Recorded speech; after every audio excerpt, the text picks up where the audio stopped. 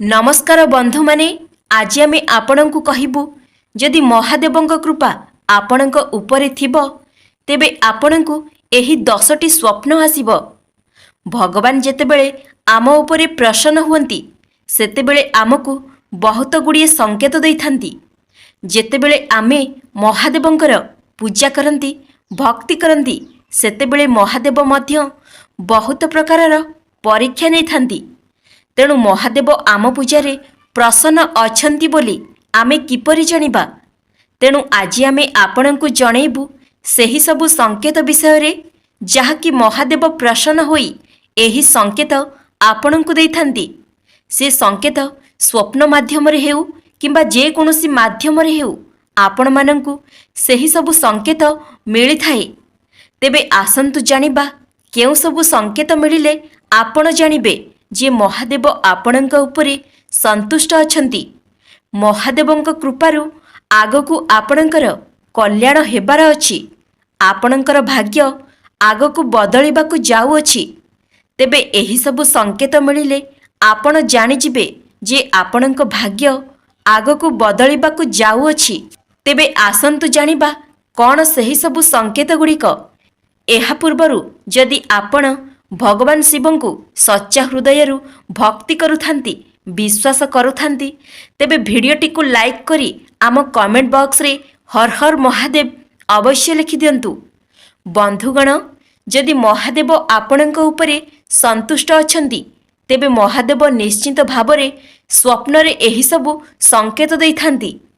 एही सबु संकेत माध्यम रे महादेव आमकु जणाइबाकु चाहंती जे तुमर जहा सबु दुख कष्ट थिला ताहा सबु सरीगला।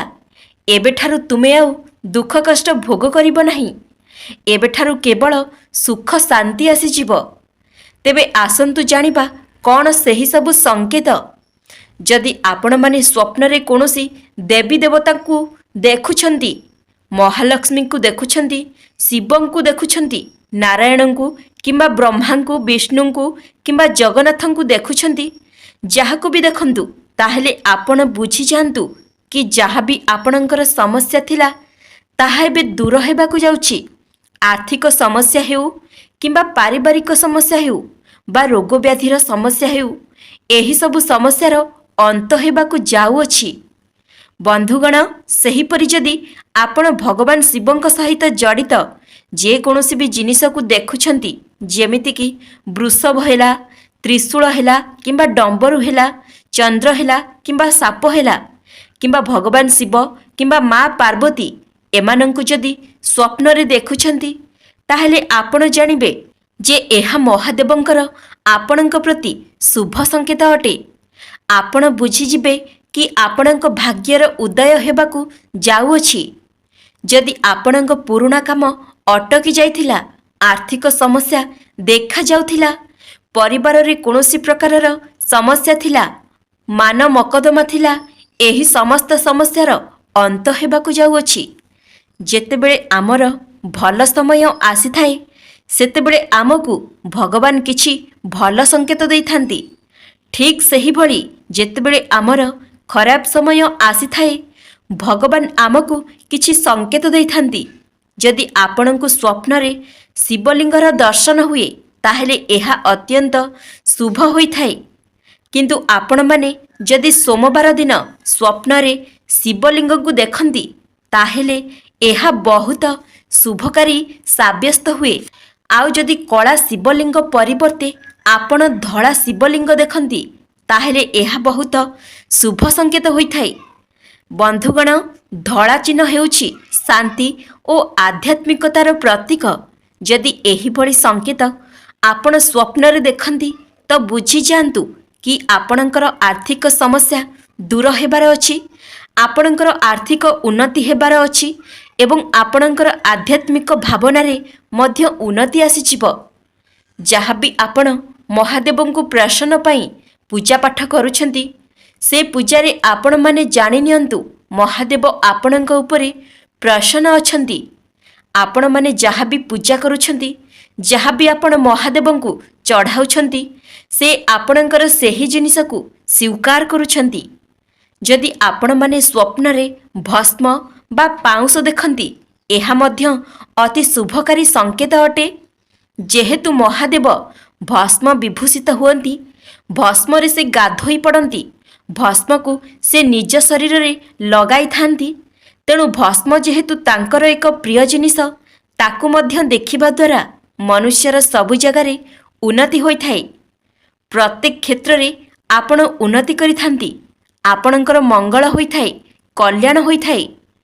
ଆଉ ଗୋଟିଏ ସଂକେତ ହେଲା, ଯଦି ଆପଣ ସ୍ୱପ୍ନରେ ନାଗନାଗୁଣୀଙ୍କର ଯୋଡ଼ି ଦେଖନ୍ତି, ଏହା ବହୁତ ଅଧିକ ଶୁଭ ସଂକେତ ହୋଇଥାଏ। ଯଦି କୌଣସି ମନ୍ଦିରକୁ ଯାଇଥିବେ, ସୋମବାର ହୋଇଥିବ, ଶ୍ରାବଣ ମାସର ସୋମବାର ହୋଇଥିବ କିମ୍ବା କାର୍ତ୍ତିକ ମାସର ସୋମବାର ହୋଇଥିବ, ଭଲ ମାସର ସୋମବାର ହୋଇଥିଲେ କିମ୍ବା ଯେକୌଣସି ବି ସୋମବାର ହୋଇଥିଲେ, ଆଉ ସେହି ସମୟରେ ଆପଣ ମନ୍ଦିରକୁ ଯାଇଥିବେ ଏବଂ ନାଗନାଗୁଣୀଙ୍କର ସାପ ଯୋଡ଼ି ଦେଖିବେ ବା ସାପ ଖେଳୁଥିବାର ଦୃଶ୍ୟ ଦେଖିବେ, ତେବେ ଏହା ଆପଣଙ୍କ ପାଇଁ ବହୁତ ଶୁଭ ହୋଇଥାଏ।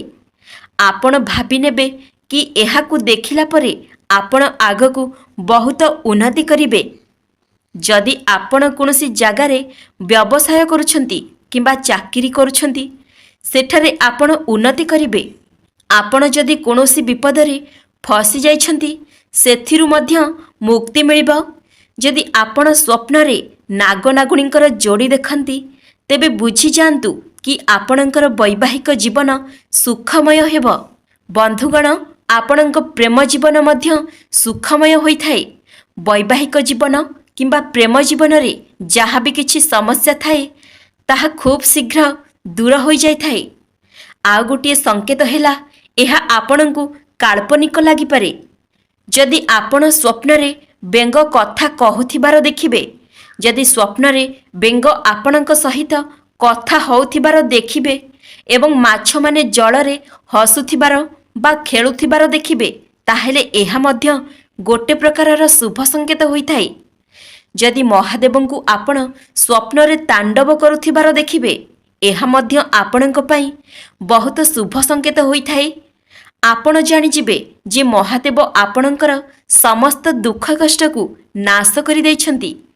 ଏବେଠାରୁ ଆପଣମାନେ ସୁଖ ଶାନ୍ତି ଭୋଗ କରିବାକୁ ଯାଉଛନ୍ତି।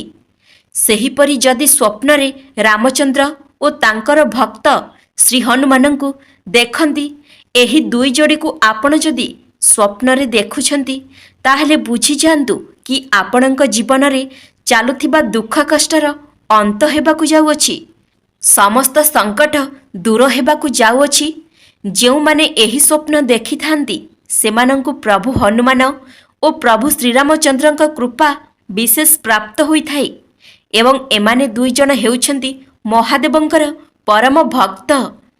ବନ୍ଧୁଗଣ, ସେହିପରି ଯଦି ଆପଣ ସ୍ୱପ୍ନରେ ଶିବ ମନ୍ଦିର ଦେଖୁଛନ୍ତି, ସେହି ଶିବ ମନ୍ଦିରକୁ ଆପଣମାନେ ଯାଇଥାନ୍ତୁ କିମ୍ବା ନ ଯାଇଥାନ୍ତୁ, ଯଦି କୌଣସି ଶିବ ମନ୍ଦିର ଆପଣ ସ୍ୱପ୍ନରେ ଦେଖୁଛନ୍ତି, ଏହା ଆପଣଙ୍କ ପାଇଁ ଶୁଭ ସଂକେତ ହୋଇଥାଏ।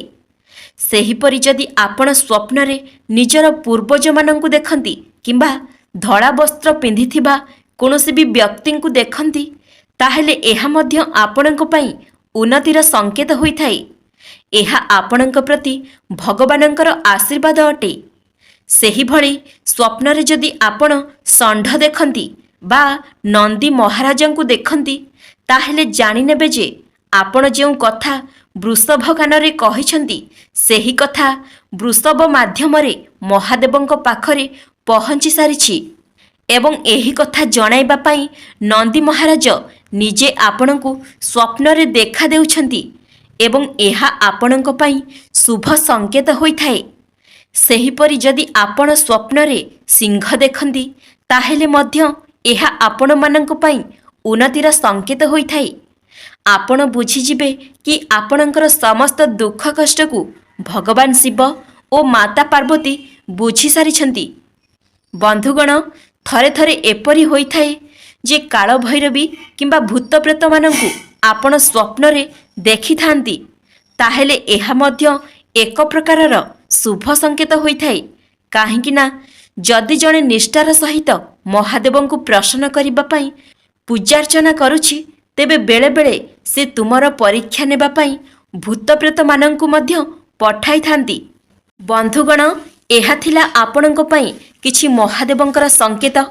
ଯଦି ଏହି ସଂକେତ ଆପଣଙ୍କୁ ମିଳୁଛି ତେବେ ଆମ କମେଣ୍ଟ ବକ୍ସ ମାଧ୍ୟମରେ ନିଶ୍ଚୟ ଜଣାନ୍ତୁ ଏବଂ କମେଣ୍ଟ ବକ୍ସରେ ହର ହର ମହାଦେବ ଅବଶ୍ୟ ଲେଖିଦିଅନ୍ତୁ। ଧନ୍ୟବାଦ।